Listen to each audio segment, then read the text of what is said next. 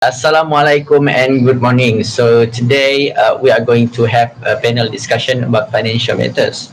So our panelists for today's discussion are Afifi, which is student from SMK Shah Alam, Amirul, who is teacher from SMK Shah Alam 2, and Natasha, work as a financial analyst at from Future Currency.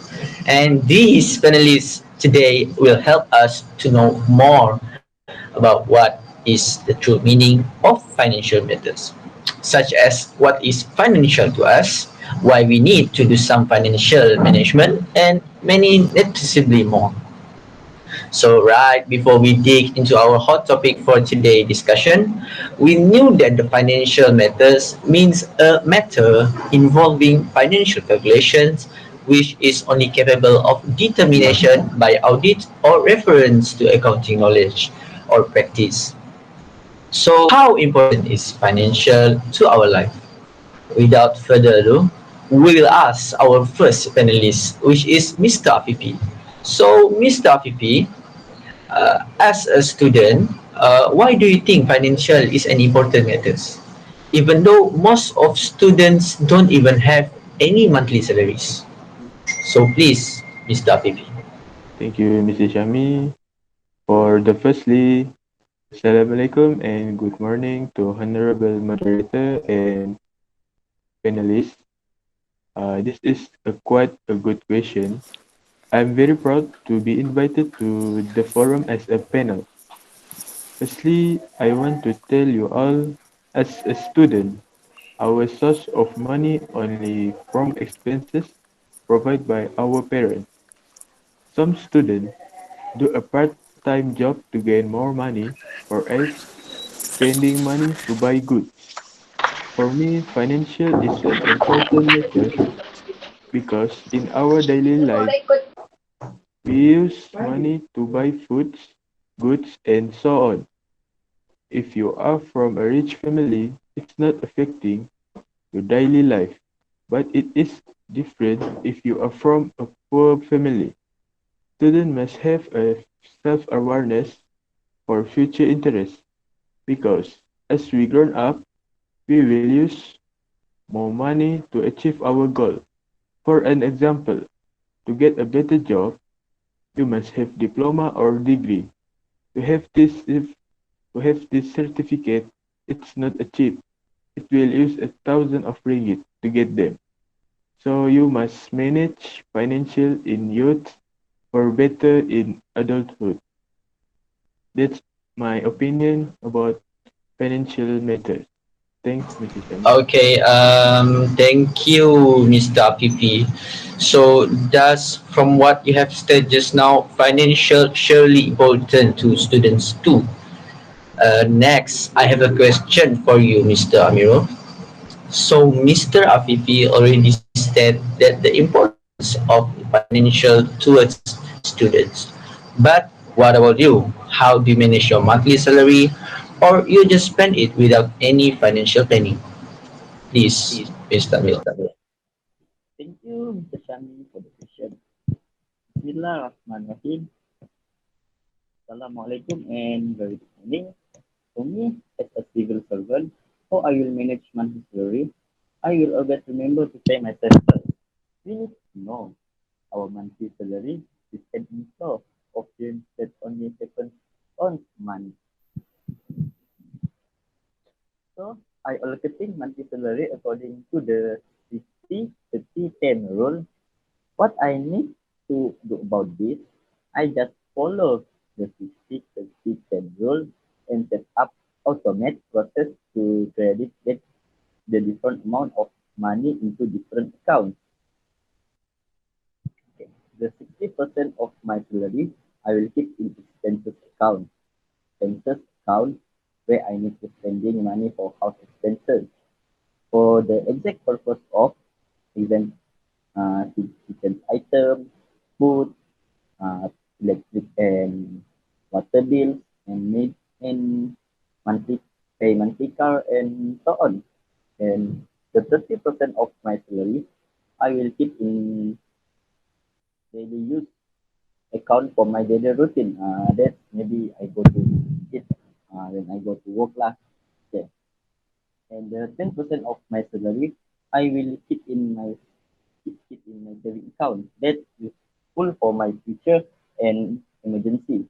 So to sum up everything that has been started so far, it will be great if we could practice 60, 50, 10 rule.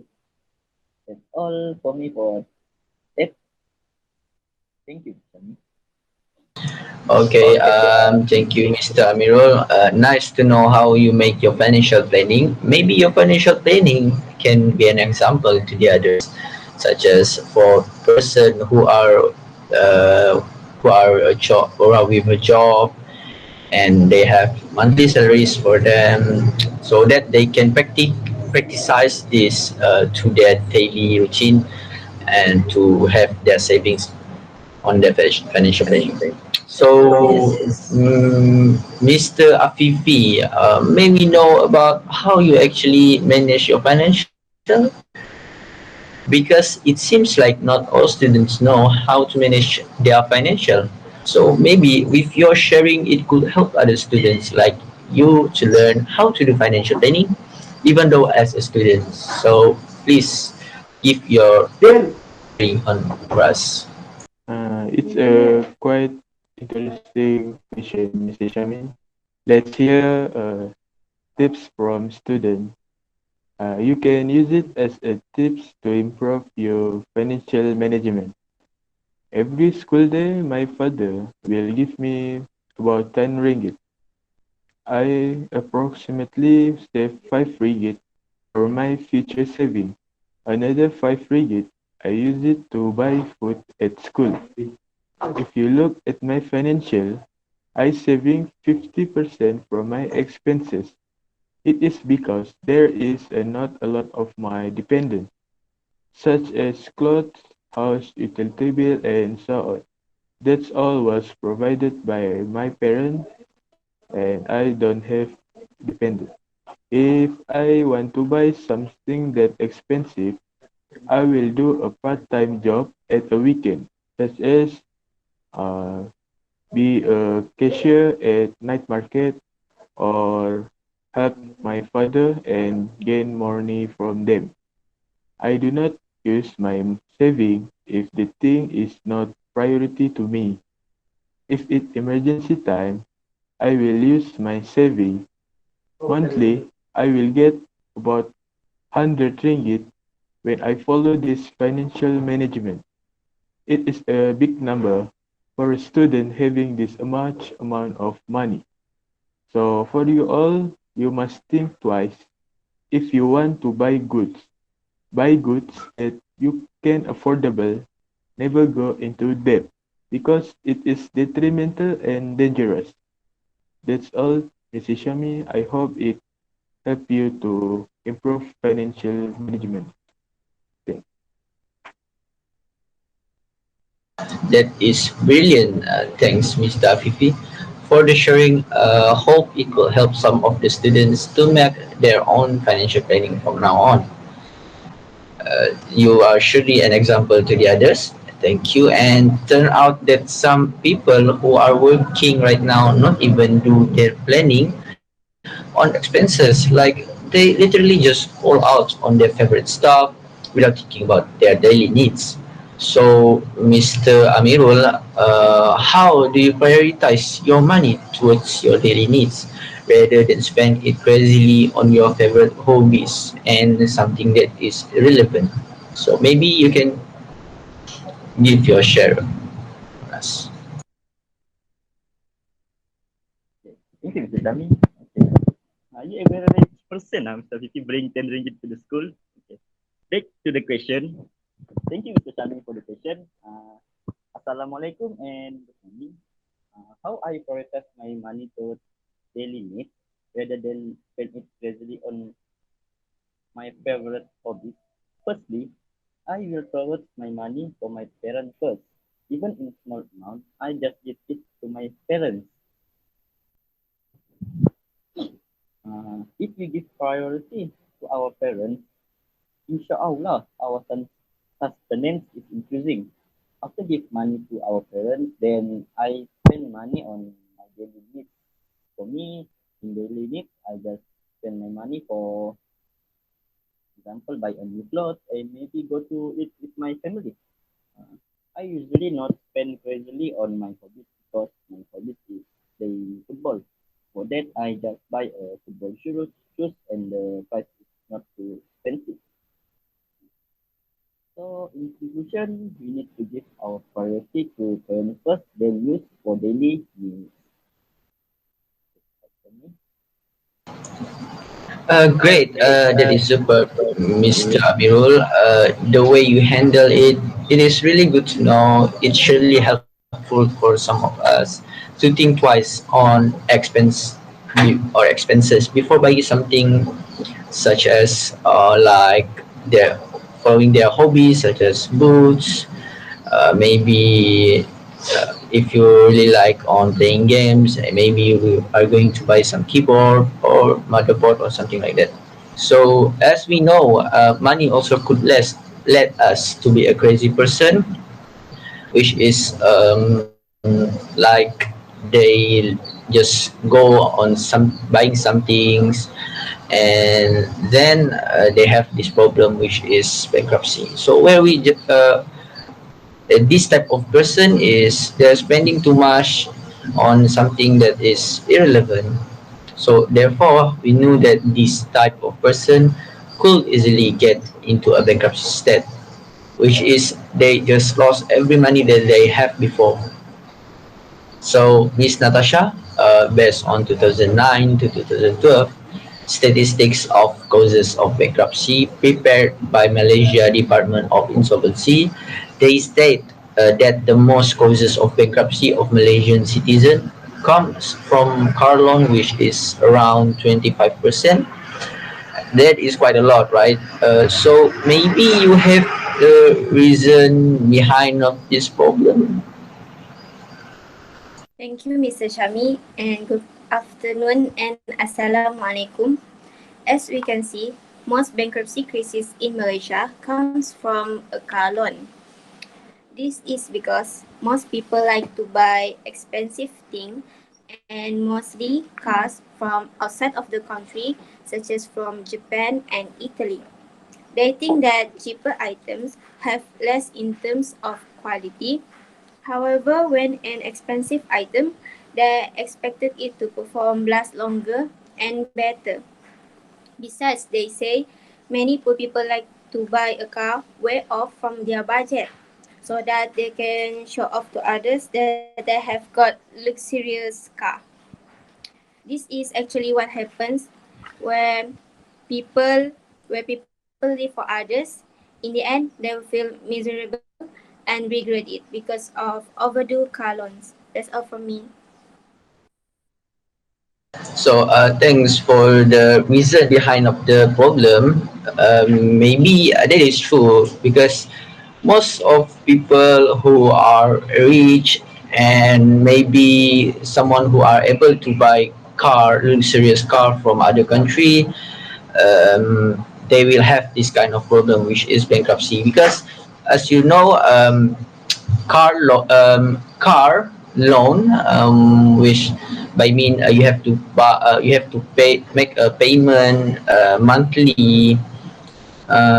This kind of thing is surely makes someone going to bankruptcy state because this is the this is normal to happen for them. Like they literally go for like Ferrari, Lamborghini, right?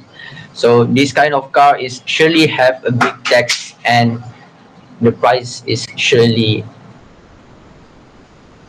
too much. I mean expensive. So on your point of view, Miss Natasha, what is the best way to prevent from bankruptcy to happen to us? So please give your POV about this. So, how can we avoid bankruptcy from happening is the first is to make cut spending and a budget. We should find out how much money that we spend for each month. In this way, it is the easiest and quickest way that we can do to handle our spending habit. If you cannot afford this lifestyle, then downsize it. For example, move to a smaller, cheaper house and purchase an affordable car. Other than that, you should maximize income. The most thing you can do is to get a job. If you already have a job, then take a second job and so on. It sounds draconian, but if you are at the stage at near to the bankruptcy, you should act forcefully. That's all from me. Thank you. Okay, thank you, Miss Natasha, for your point of view opinion.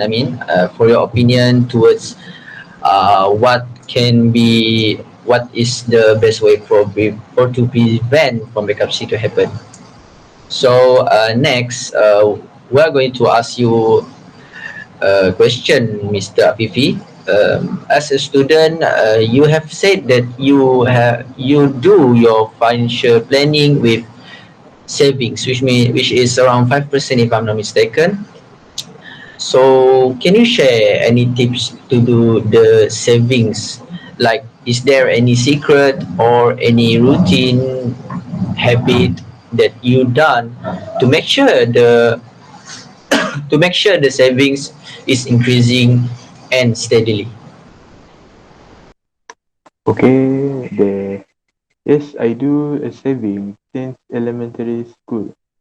I saving my money in the bank for more secure, and I can trust the bank that it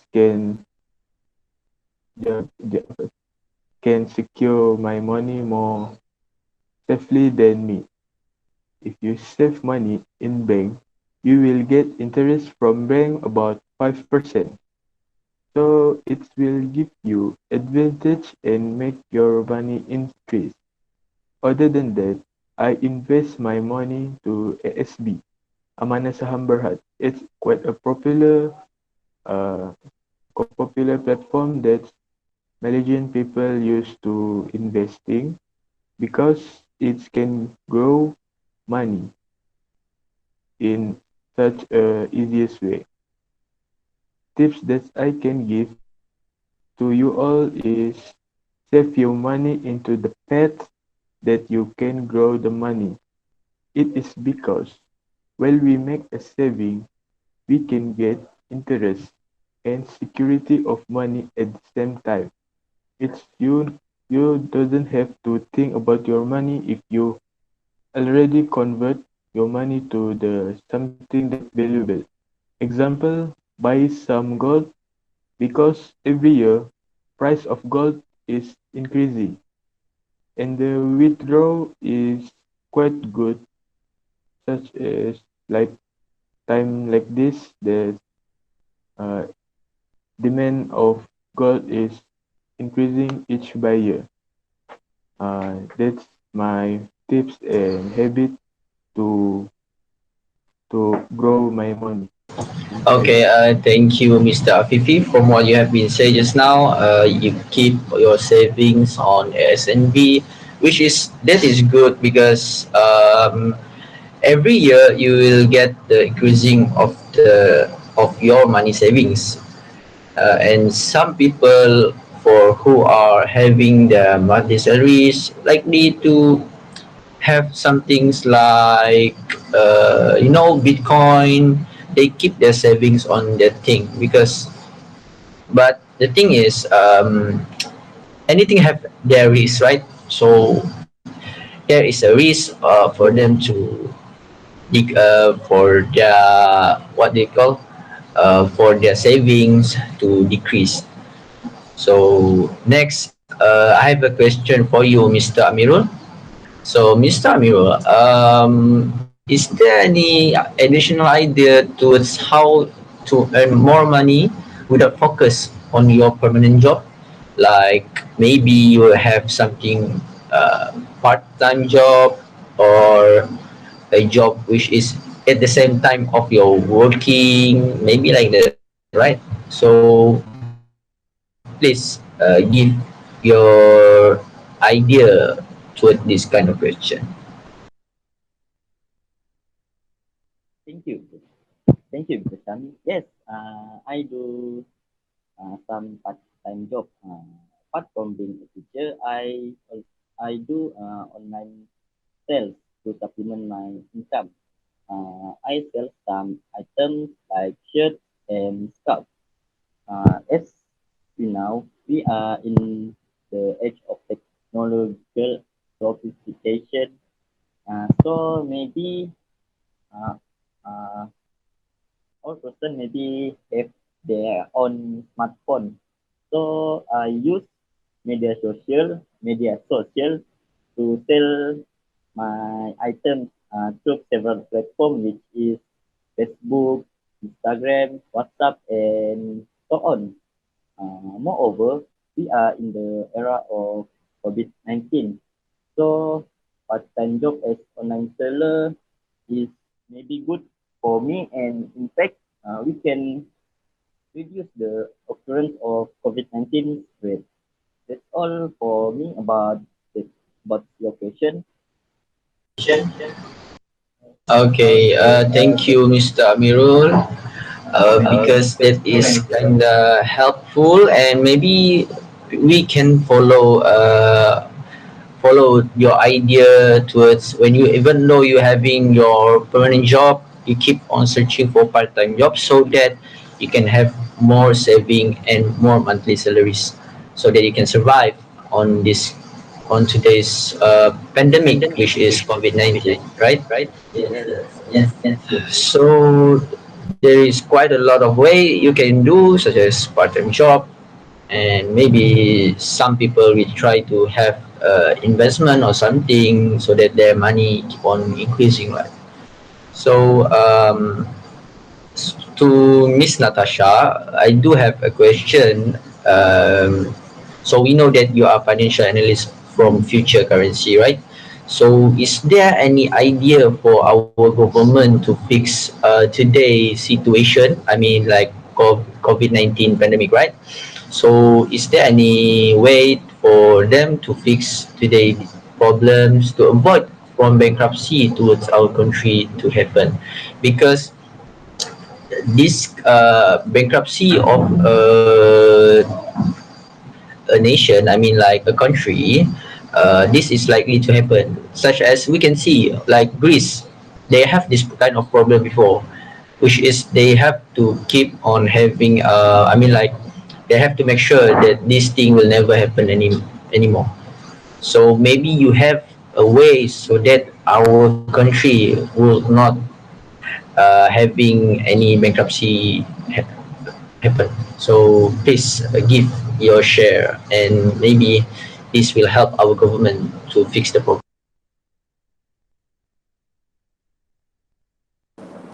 In this pandemic, our country has been facing challenge with a drop in the economy. If many people have declared bankruptcy in our country, it will affect our country. The government should take initiative for this by changing the law of bankruptcy. The bankruptcy law in Malaysia should have the following facts.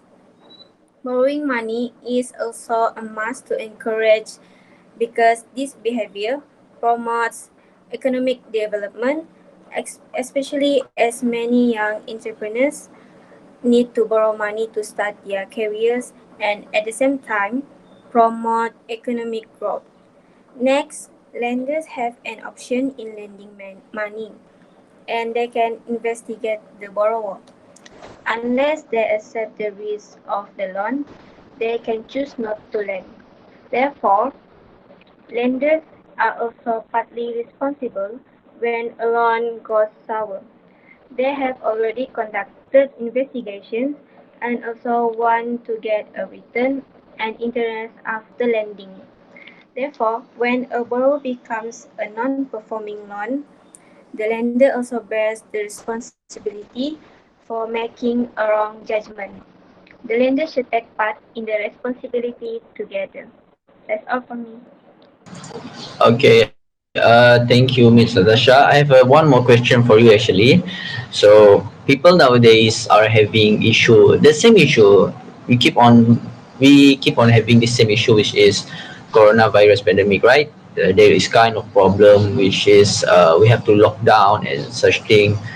It make some people going to bankruptcy state. So like they close their store, some people have their payment salary cut, and they be jobless. So do you think there is any solution for people who are jobless so that they can survive with their salaries? Like people nowadays, they are jobless, right? They keep on kicked by any companies that is really struggle on during this pandemic.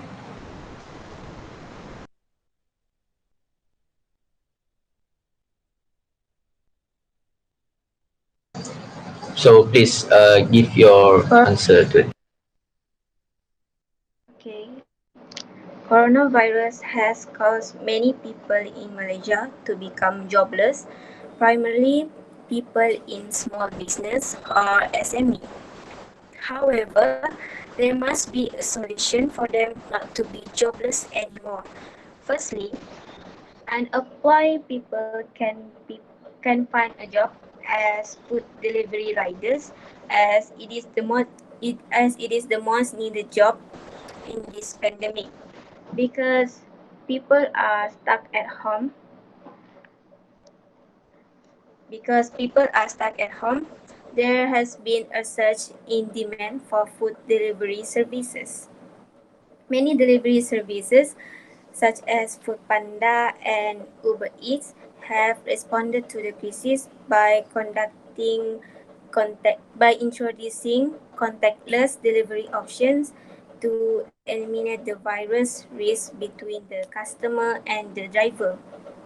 Other than that, people with business can start to do an online business, and they should promote their business on social media like Instagram, Twitter, and Facebook. In this way, it can increase their income, and also it can benefit the buyer, as it will lessen their movement and save their time. That's all for me. Thank you. Thank you, Miss Natasha, for your opinion. So the solution for people who are jobless. So, Mr. Amirul, I have a question for you. Last question for you, actually. Do you think any job would be good to have during this kind of pandemic? Is there any problem with any job? Like, Like, should should people people be like what we like what we call call they they choose choose uh, uh, based on based their on their favorite? favorite? Like, is Like, is this this really really relevant? Thank you, Mr. Sami. About this, I don't want to talk long because there may be people who really want the job, but they can because this pandemic. So, in my opinion about your question, Shami, we should not choose a job in a time like this because now we are in a pandemic. So during this time, we should do whatever work what we have because trying to curb the problem of COVID-19. Maybe, yes, maybe we have get the money not too many lah. So that's all for me. I think we should be thankful for whatever the job is.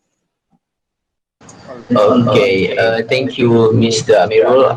We have last question for today panel discussion, and this question is I'm going to ask Mr. Afifi, which is he is the youngest for our today panel discussion. So, Mr. Afifi, future is determined by the present. So, what do you think about the students having a job like an adult? Is there any problem with this statement? So, please give your opinion. uh, okay, that's a good question. For me, as a student, I do study and work at the same time, but I study first and after that I go to work. It's not a problem for me as you can divide time properly to study and work. You can get both of interest. You can gain more knowledge and you can gain more money. It's not only if you work, it's not only teach you to get a money, but you also can get experience. The value of experience is more higher than diploma or degree. So as we grown up, we must always find a new experience so that we can facing an adulthood lifestyle in the future. So at this time, I I teach myself to facing my future at future time. Oh, That's I all, Mr. see. Shami. So thank you, Mr. Afifi, for your sharing, and I've forgotten to Miss Natasha, and also Mr. Amirul, who involved on our today panel discussion.